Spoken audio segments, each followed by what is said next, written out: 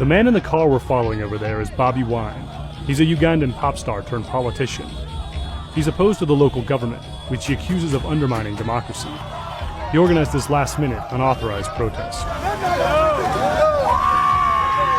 We're driving now with Bobi in this convoy. On the way, we picked up about 300 or 400 supporters who are riding motorcycles or just on foot, surrounding his car, traveling alongside him. Ugandan security officials say the regime is worried about Wine's rising popularity and is watching him closely. I've been put under 24-hour surveillance. All our phones are hacked. I cannot talk to you about sensitive stuff or about private stuff on my phone because our conversation is being listened to. A Ugandan government spokesman denied the authorities are spying on Bobi Wine. As the singer predicted, the police show up and put an abrupt end to his rally. In front of our cameras, they block his car, shoot tear gas at the crowd, and take Bobi Wine away. You're breaking my hand, officer. I'm not fighting. The singer will be detained and later jailed. We came to Kampala, the capital of Uganda, to investigate how the government is using advanced surveillance technology from China to stifle dissent. Ugandan government officials told us that employees at Chinese telecom giant Huawei are playing an essential role in the government's effort to spy on opposition politicians, including Bobi Wine. So how exactly is Huawei involved in all of this? First, let's take a step back. The United States has also been very clear with our security partners on the threat posed by Huawei. The point is that Huawei is a bad actor. It provides the capacity to maliciously modify or steal information. Over the past few months, the Trump administration has hammered the company, saying it could help the Chinese government spy on super-fast new 5G mobile networks.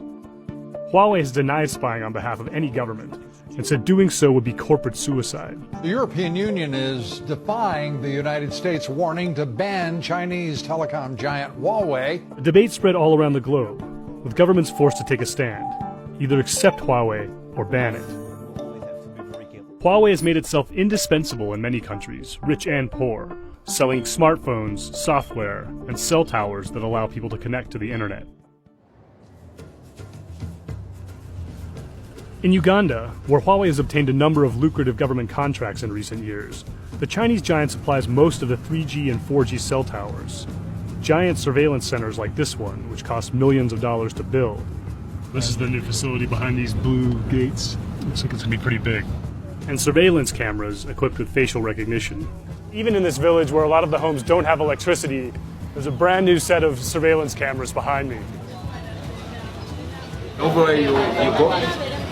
You see Huawei. Our investigation found that this surveillance infrastructure has been used as a tool of repression by the regime of strongman Yoweri Museveni, an autocrat who has been in power for over 30 years.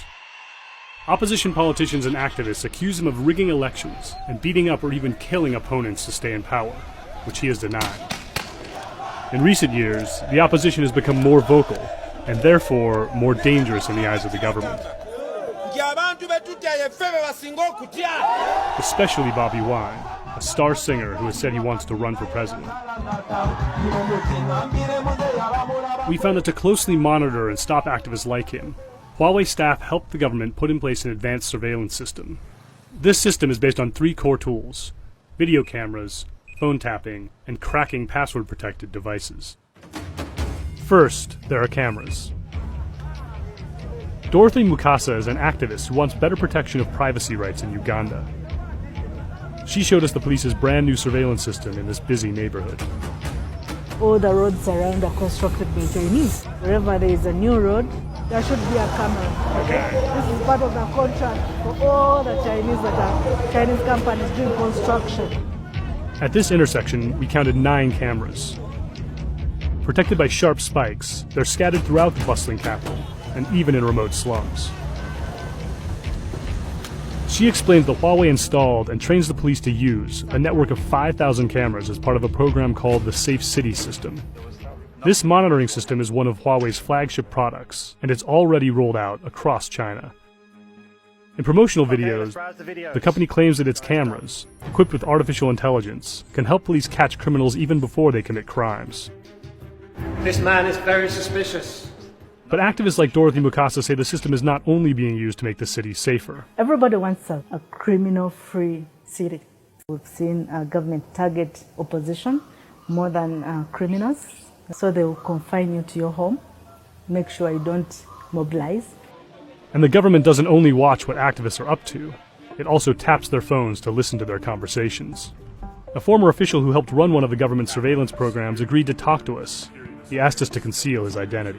He says Ugandan intelligence officials asked Huawei staff to use its mobile network infrastructure to spy on people. The issue of tapping communication is done by government security agencies, and they work hand in hand with Huawei. Activists soon realized that their calls were being tapped, so they started communicating on encrypted messaging apps like WhatsApp. That meant the police had to figure out how to crack into the phones themselves. According to government officials, Huawei employees taught the police how to use spy software in order to read conversations on opposition politicians' phones. Security agencies responded by using spy softwares. For you to achieve that, you must install this app on the communication gadget like a phone. Then you can easily monitor. One of my colleagues, WSJ correspondent Nicholas Bariyo, spoke with another official close to the surveillance program. He was actually very nervous because of his position. The person said Huawei employees themselves tricked targets into clicking links that would allow them to install spy software remotely and get into password-protected phones. All was done at the request of the Ugandan government. More specifically, he recalled that one target was a particularly popular opposition figure, the singer Bobi Wine.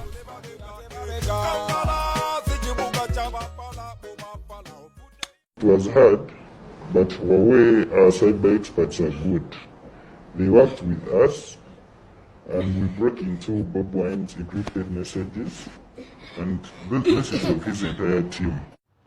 Huawei rejected our reporting and said it conducted its own internal investigation that showed the company and its employees did not engage in the alleged activities. It also said Huawei doesn't have the capabilities to do so.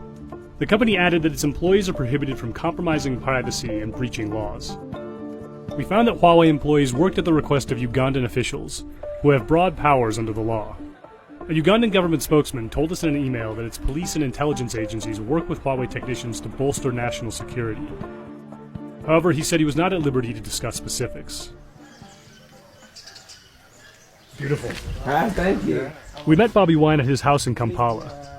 When we came here, it was a bush. There was no. Other politicians have questioned his grasp of policy. So me and Bobby, Nonetheless, his popularity is on the rise. we were very young. Bobi Wine says it became obvious his devices had been tapped when police started breaking up political rallies planned in secret. At one event last year, the police shot his driver. Because after all that happened, I escaped into one of the hotel rooms, and they only caught me in the morning by breaking into the hotel room. They beat me and broke part of my skull. The government said at the time that the torture claims were fake news, and the police claimed his driver had been killed by a stray bullet. The Wine supporters believe the singer was the target of a failed assassination attempt. He says the only way the police knew where to find him was by cracking into his phone to listen to calls and read his messages. Go on WhatsApp, having, of course, various conversations, how to plan it. And guess what happened? The police busted our meeting. Many of my friends were arrested. Some of them still attend court. Please ask David to give me my other phone. Bobi Wine has since developed new strategies to avoid the police and has been able to hold meetings with his team without getting caught. We're playing a cat and mouse game here. They could have maybe 2 phones tracked, and I could decide to send all these phones in different directions of the country, to confuse them. Our investigation found that Algeria and Zambia have acquired similar surveillance tools and are using them to crack down on the opposition. Algeria declined to comment for this story, while Zambia's ruling party confirmed that it works with Huawei technicians to fight opposition news sites. Huawei said it has never sold safe city surveillance tools to either country. China has been exporting its model of surveillance by selling equipment and training governments, not only in Africa, but also in other parts of the world. So now we bring the fisco to the disco to make it understandable to the common people. Ha! In Uganda and many other developing countries, Huawei's cheap phones and fast internet are life-changing. But Bobi Wine and other political activists say that shouldn't come at such a high cost.